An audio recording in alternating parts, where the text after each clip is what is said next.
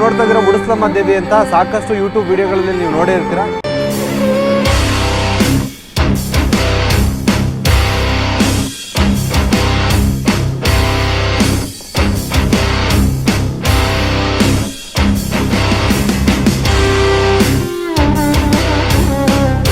ಈ ಉಡುಸ್ಲಮ್ಮ ದೇವಿಗೆ ಯಾವುದೇ ರೀತಿ ಪೂಜಾರಿಗಳಿಲ್ಲ, ಮತ್ತೆ ಇಲ್ಲಿ ಯಾರು ಪೂಜೆ ಕೂಡ ಮಾಡ್ಕೊಡಲ್ಲ. ಹಾಗೆ ಇಲ್ಲಿ ಗುಡಿ ಕೂಡ ಇಲ್ಲ.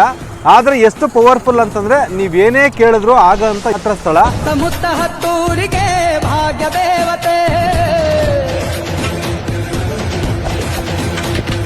ಸುತ್ತಮುತ್ತ ಹತ್ತೂರಿಗೆ ಭಾಗ್ಯ ದೇವತೆ, ನೊಂದು ಬೆಂದು ಬಂದೋರಿಗೆ ನ್ಯಾಯ ದೇವತೆ. ಬೆಂಗಳೂರು ಟು ನೀವು ಉತ್ತರ ಕರ್ನಾಟಕ ಹೋಗೋ ರೋಡಲ್ಲಿ ಶಿರಾದ್ ಅಂತ ಒಂದು ಬರುತ್ತೆ. ತುಮಕೂರು ಆದಮೇಲೆ ಶಿರಾದಿಂದ ಒಂದು 5 ಕಿಲೋಮೀಟ್ರು ಮುಂದೆ ಬಂದರೆ ಲೆಫ್ಟಲ್ಲಿ ಸಿಗುತ್ತೆ ಉಡುಸ್ಲಮ್ಮ ದೇವಿ. ಈ ಒಂದು ದೇವ್ರ ಬಗ್ಗೆ ಇತ್ತೀಚೆಗಷ್ಟೇ ನಾಗಸಾಧುಗಳು ಒಂದು ವಿಡಿಯೋ ಮುಖಾಂತರ ಹೇಳಿದರು ಎಷ್ಟು ಪವರ್ಫುಲ್ ಇದು ಅಂತ.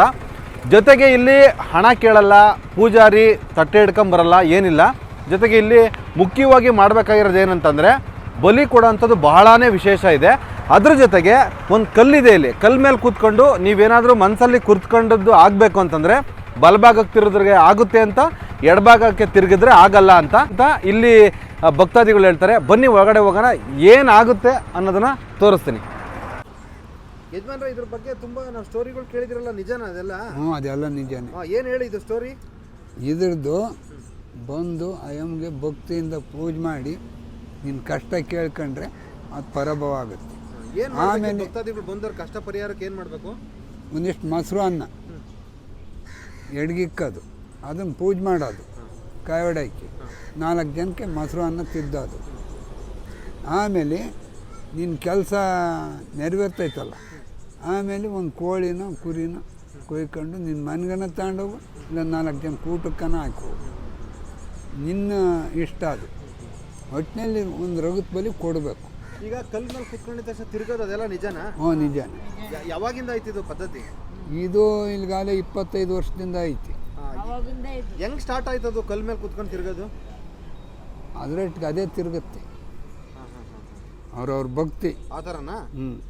ಅವ್ರ ಭಕ್ತಿ ಅಂದರೆ ಅವರು ನಡೆದಂತೆ ಕೆಲಸ ಮಾಡ್ಕೊಂಡು ಹೋಗ್ತಾರಲ್ಲ, ಅವರು ಇನ್ನು 10 ಜನ ಕೇಳ್ತಾರೆ, ಹಿಂಗೆ ಹೋಗಿದ್ವಿ ನಮಗೆ ಒಳ್ಳೇದಾಯ್ತು ಆ ದೇವರಿಂದನ, ನನ್ನ ಕೆಲಸ ಆಯ್ತು ಅಂಬ್ತಾರೆ.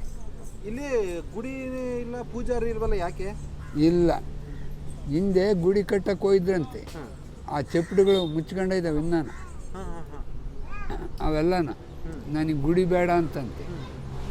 ಇದು ಹಿಂಗೆ ನಡೀತಾ ಐತಿ. ಹೌದಾ? ಇವಾಗ ಕೊನೆ ಆಷಾಢದಾಗೆ 4-5 ಊರವರು ಇಲ್ಲಿ ಕುರಿ ಕಡ್ದು ಆರತಿ ಮಾಡ್ಕೊಂಡು ಹೋಗ್ತಾರೆ ಕೊನೆ ಆಷಾಢಕ್ಕೆ. ಹೌದಾ? ಸ್ವಾಮಿ. ಅಲ್ಲ, ಈಗ ಪೂಜಾರಿನೂ ಇಲ್ಲ, ಏನೂ ಇಲ್ಲ, ಹೆಂಗ್ ಕತೆ ಅಂತ? ನಿನ್ನಟ್ಟಿ ನೀನು ಭಕ್ತಿಯಿಂದ ಮಾಡ್ಕೊಂಡು ಹೋಗು.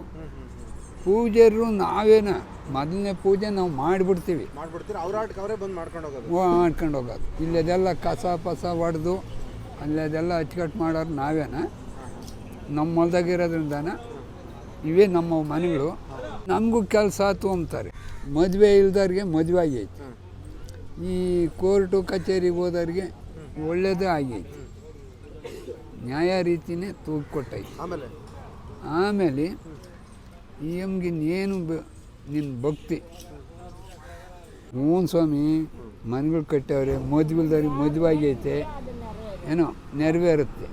ಮದುವೆಲ್ದವ್ರಿಗೆ ಮದುವೆ ಆಗೈತೆ, ಇಲ್ಲೇ ಮಕ್ಕಳಿಲ್ದವ್ರಿಗೆ ಮಕ್ಕಳು ಫಲ ಕೊಡುತ್ತೆ ಈ ತಾಯಿ. ಈಗ ಮೊಡ್ಲಕ್ಕಿ ಏನಾರು ಕೊಡ್ಬೇಕಾ ಇಲ್ಲಿಗೆ? ಅದೇನೋ ಹಸಿರು ಕಲ್ಲರ್ ಕಟ್ಟೋರಲ್ಲ, ಏನದು? ಆ ಮೊಡ್ಲಕ್ಕಿ ಬಳೆ ಹೆಣ್ಣು ಮಗಿಗೆ ತಂದು ಕೊಡ್ತಾರೆ. ಹಾಂ,